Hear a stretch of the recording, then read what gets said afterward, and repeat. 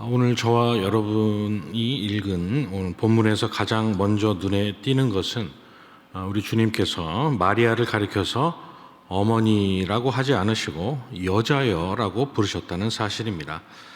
성경도 분명 마리아를 가리켜서 예수의 어머니라고 칭하고 있는데 주님은 왜 마리아를 주님 자신과 무관한 사람처럼 여자여라고 부르셨을까라는 그런 의아함이 든다는 것입니다.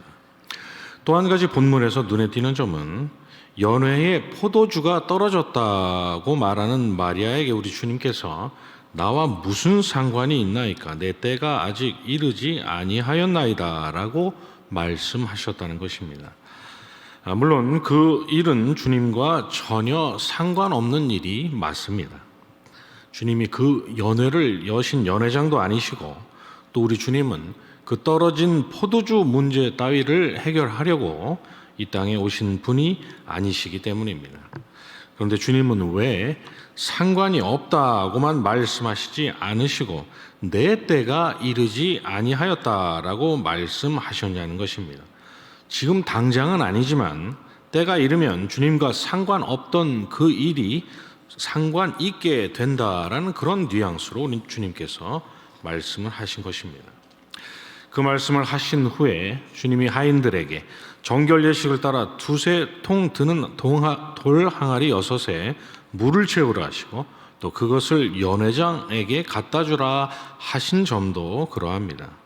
왜냐하면 주님의 말씀대로 그 일은 분명 주님과 상관이 없는 일이었고 아직 주님의 때가 이르지 않았는데도 주님은 물을 포도주가 되게 하셔서 포도주가 떨어져서 망쳐버린 연회에 다시 활기를 불어넣어 주셨기 때문입니다. 그러나 우리는 본문에 드러나고 있는 이러한 여러 의문들 앞에서 전혀 당황할 필요가 없습니다. 왜냐하면 우리가 읽은 본문 11절이 이 사건을 가리켜서 표적이라고 말씀하고 있기 때문입니다. 그리고 요한복음 5장에서 우리 주님이 너희가 성경에서 영생을 얻는 줄 생각하고 성경을 연구하거니와 이 성경이 곧 내게 대하여 증언하는 것이니라고 말씀하셨고 또 디모데후서 3장이 성경은 능히 너로 하여금 그리스도 예수 안에 있는 믿음으로 말미암아 구원에 이르는 지혜가 있게 하느니라고 말씀하고 있기 때문입니다.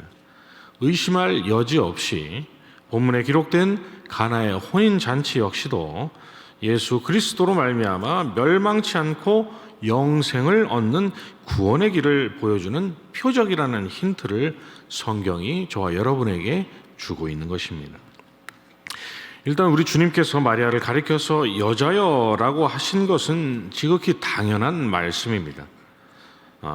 육신을 입으신 아기로 태어나셨다는 그런 점에서는 마리아가 주님의 어머니가 맞지만 주님께서는 태초에 천지를 지으신 말씀이시요 창조주시라는 점에서 마리아는 여자라는 피조물 중 하나에 불과하기 때문입니다. 로마 가톨릭은 마리아를 가리켜서 우리와는 다른 성인이요 또 주님과 우리를 이어주는 중보자처럼 떠받들고 있지만 창조주 주님 앞에서는 마리아 역시도 태초에 범죄한 아담의 후손이요 우리와 다를 바 없는 본질상 진노의 자녀라는 사실을 우리 주님께서 분명히 선언하고 계셨던 것입니다. 마태복음 12장에서 보소서 당신의 어머니와 동생들이 당신께 말하려고 밖에 서 있나이다 라고 말했던 사람에게 주님께서 누가 내 어머니며 내 동생들이냐고 마리아를 비롯한 가족 전부를 전혀 상관없는 사람들처럼 말씀하신 이유 역시 마찬가지입니다. 육신의 혈연으로는 상관이 있지만 영으로는 범죄함으로 타락한 아담의 후손인 그들이 선과 의와 또 거룩의 근원이신 우리 주님과 서로 상관이 있다는 것은 있을 수 없는 일이기 때문입니다. 그래서 우리 주님께서 나와 무슨 상관이 있나이까 내 때가 아직 이르지 아니하였다라고 말씀하신 후에 물이 포도주가 되게 하는 이적을 베푸셨던 것입니다. 포도주가 떨어져서 물밖에 없게 된 망쳐버린 잔치는 태초에 인간의 범죄로 말미암아 깨어졌던 천지와 사람을 지으시고 보시기에 심히 좋으셨던 하나님의 안식 그리고 하나님의 영광을 위해 더 이상 쓸모없는 존재가 되어버린 인간의 비극을 우리로 하여금 생각나게 하기 때문입니다.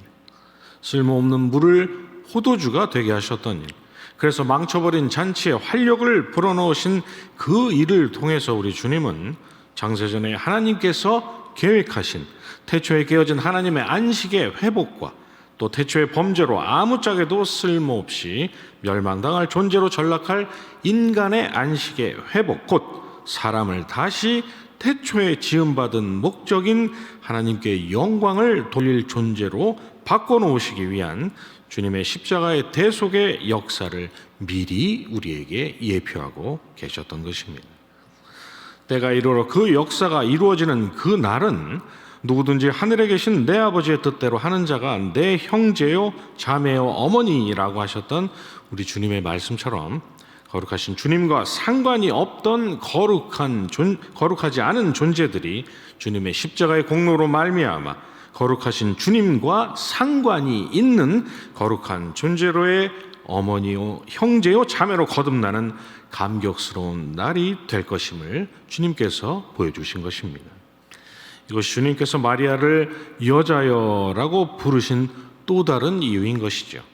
주님은 이 말씀을 통해서 자신이 창세기 3장에서 하나님께서 보내주시겠다고 하셨던 원수가 가져온 사망의 권세를 깨뜨리시고 잃어버린 하나님의 양들을 구원하실 여자의 후손이라는 사실을 친히 확증해 주셨던 것입니다. 예수께서 이 첫 표적을 갈릴리 가나에서 행하여 그의 영광을 나타내셨다라는 오늘 본문 11절 말씀처럼 본문의 사건 전체는 의문투성이의 미스테리가 아니라 저와 여러분이 도대체 어떻게 지금 이 자리에 나와 앉아 있게 되었는지, 무가치하고 무능력한 우리가 누구 때문에 하나님의 자녀가 되었는지를 분명하게 보여주고 있는 표적이었던 것입니다. 그런데 우리의 본성은 이렇듯 성경이 분명하게 끊임없이 말씀하고 있는 이 사실, 하늘이 두 쪽이 나도 변할 수 없는 이 확고한 진리를 그다지 달가워하지 않는 것 같습니다. 모든 것이 예수 그리스도의 한량없는 은혜인 줄을 알면서도 너무나 자주 이 중대한 사실을 잊고 마치 우리 자신이 의로워서 우리가 뭘 한 게 있어서 하나님으로부터 의롭다 하심을 받은 양, 우리 스스로의 힘으로 하나님을 기쁘시게 해드리고 있는 것 마냥 종종 우쭐한 생각에 우리의 마음의 자리를 내어줄 때가 있기 때문입니다. 그래서 마태복음 18장에서 임금으로부터 1만 달란트를 탕감받은 사람이 이후 100데나리온 빚진 친구의 멱살을 잡고 그를 감옥에 보냈던 것처럼 사랑과 또 겸손과 자비와 긍휼이 넘쳐나야 마땅할 우리의 삶 안에 교만과 미움과 시기와 비정함이 이따금씩 고개를 들곤 하는 것입니다. 우리는 우리의 마음 또 우리의 신앙의 현 주소가 어디인지 끊임없이 점검해 봐야 합니다. 임금으로부터 1만 달란트를 탕감받은 그 은혜를 망각했던 그 사람처럼 우리 된 것이 우리가 아닌 말로 다 할 수 없는 우리 주님의 은혜 때문이었다는 사실에서 우리의 마음이 멀리 떨어져 있으면 우리도 얼마든지 그런 마음에 사로잡힐 수가 있기 때문입니다. 가슴에는 분명 주님과 상관이 있는 기독교인으로 또 그리스도인이라는 명찰이 달려 있는데 실상 주님과는 전혀 상관이 없는 사람인 양, 주님 없이도 얼마든지 하나님을 기쁘시게 해드릴 수 있다 자부하고 있다면 이는 세상 어디에나 있는 분주하고 또 열정적인 그런 종교인과 하등 다를 바가 없는, 엄밀히 말해서 그리스도인의 삶이라고 말할 수 없는 그런 삶이 되기 때문입니다.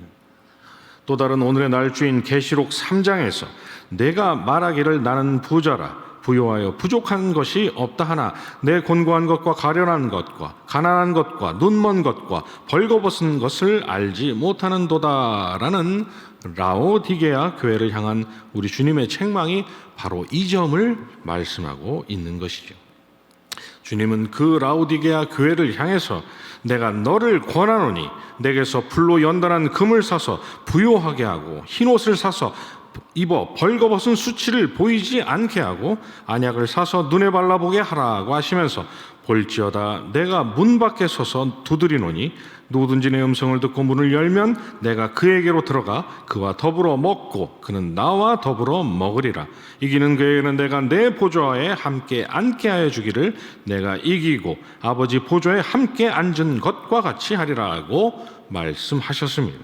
주님의 이 말씀은 오늘의 또 다른 날주인 학개서 1장에서 이 성전이 황폐하였거늘 너희가 이때 판벽한 집에 거주하는 것이 옳으냐?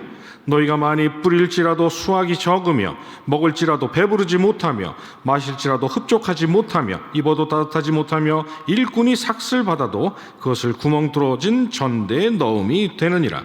너희는 산에 올라가서 나무를 가져다가 성전을 건축하라. 그리하면 내가 그것으로 말미암아 기뻐하고 또 영광을 얻으리라는 하나님의 말씀과 정확하게 동일한 말씀입니다. 왜냐하면 가난한 우리를 부욕해 하시는 불로 연단한 금이시여, 우리의 벌거벗은 수치를 가려주시는 흰옷이여, 우리의 어두운 눈을 밝히시는 신령한 안약 되시는 우리 주님만이 연약하고 허물 많은 우리를 하나님 앞에 의로운 자로 서게 하실 참된 성전이시기 때문입니다. 참된 성전이신 예수 그리스도 외에 거룩하지 않은 우리가 거룩하신 하나님께 나아갈 다른 길이란 어디에도 존재하지 않기 때문인 것이죠.